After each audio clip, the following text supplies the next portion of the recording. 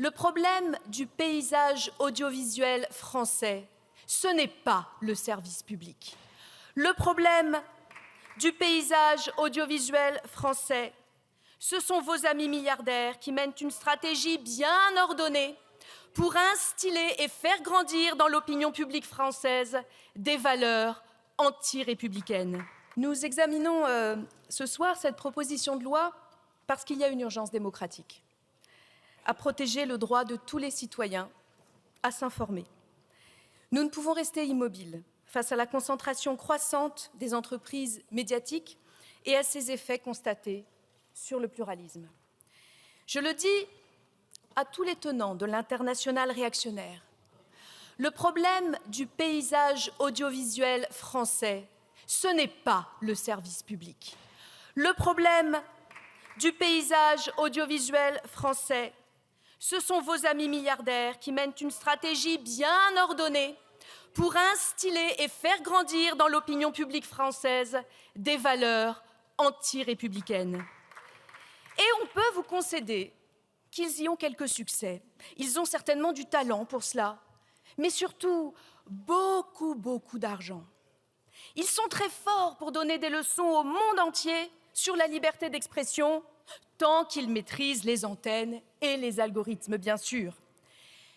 L'information est un bien commun qui conditionne notre capacité à vivre en démocratie, à échanger, à comprendre le monde.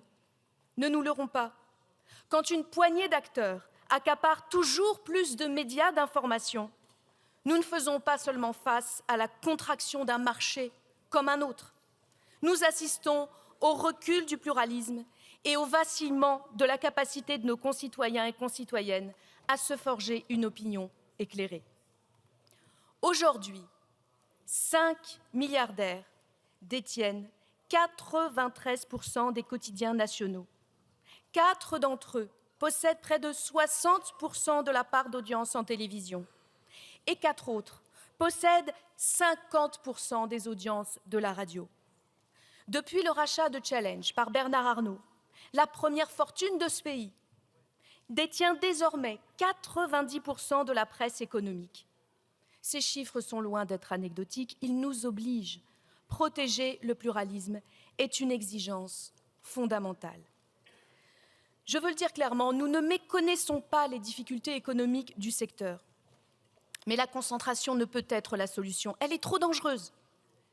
Nous devons trouver de nouveaux outils pour rééquilibrer le modèle économique de la presse, par une refonte des aides à la presse, financée par la fiscalité sur la publicité numérique et par les droits voisins, dont nous discuterons très prochainement à l'initiative du groupe Modem, et je veux saluer leur initiative qui va arriver finalement dans quelques semaines comme une forme de complément à ce débat ici ce soir. Sur la base de ce constat, cette proposition de loi traduit l'une des recommandations du groupe de travail numéro 5 des États généraux de l'information. Et je voudrais, à cette occasion, saluer le travail des 60 professionnels des médias, répartis dans 5 groupes de travail, qui ont réfléchi à l'avenir de l'information dans ces États généraux pendant près de 9 mois. Cette initiative, orchestrée par Christophe Deloire, à qui je tiens à saluer la mémoire, présidée par M. Patineau, a su associer plus de 100 citoyens tirés au sort sous l'égide du CESE, pas moins de 22 assemblées citoyennes et événements organisés en région, 174 auditions, 500 contributions citoyennes et 76 contributions institutionnelles adressées aux membres des États généraux de l'information. Un travail considérable, extrêmement riche. Comme nombre de mes collègues ici présents, j'aurais souhaité que nous puissions examiner un projet de loi sur l'avenir de l'information issu de ces travaux.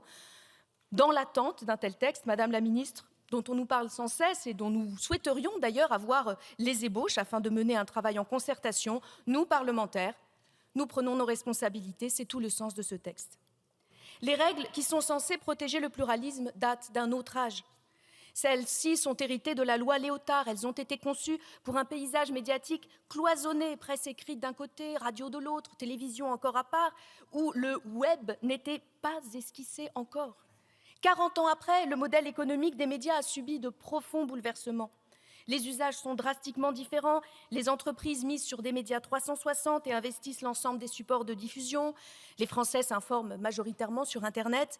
Et dans le cas de la presse écrite, Un journal de référence comme Le Monde a désormais 8 fois plus d'abonnés sur Internet qu'en version papier. Nos plus jeunes concitoyens utilisent les réseaux sociaux comme première source d'information. Or, l'écho de telles publications numériques n'est aujourd'hui pas pris en compte dans le calcul de l'audience. Les seuils actuels n'estiment pas le réel pouvoir d'influence. Cette proposition de loi touche aux 2 volets de l'encadrement des concentrations dans le secteur des médias. Elle rénove le dispositif sectoriel anti-concentration conduit par l'Arcom et aménage le mécanisme de droit commun conduit par l'autorité de la concurrence aux spécificités des médias d'information. Afin de répondre à l'évolution du paysage médiatique et d'appréhender l'influence réelle des médias, nous remplaçons les règles obsolètes par un seuil transversal unique mesurant la part d'influence d'une entreprise éditrice de médias d'information. Ce seuil sera fondé sur l'audience cumulée et prendra en compte la diversité des supports de diffusion, le pluralisme interne et les synergies éditoriales. Le dispositif renforce également la coopération des autorités régulatrices dans le cadre du contrôle de droit commun des opérations de concentration. Celui-ci sera toujours exercé par l'autorité de la concurrence qui tiendra compte d'un avis motivé et public de l'Arcom afin d'intégrer les conséquences potentielles d'une acquisition sur le pluralisme en plus du contrôle économique. L'Arcom devra prendre en compte plusieurs critères pour établir son avis, dont la part d'influence des médias concernés par l'opération de concentration. Je veux remercier sincèrement le Conseil d'État qui a accepté de se saisir de cette proposition de loi. Et je veux aussi, bien sûr, remercier la présidente de l'Assemblée nationale qui a bien voulu transmettre, dans les plus brefs délais, cette proposition de loi au Conseil d'État sur demande de la présidente du groupe écologiste, Cyrielle Châtelain. C'est important d'avoir pour notre Parlement, pour l'initiative parlementaire, l'appui du Conseil d'État.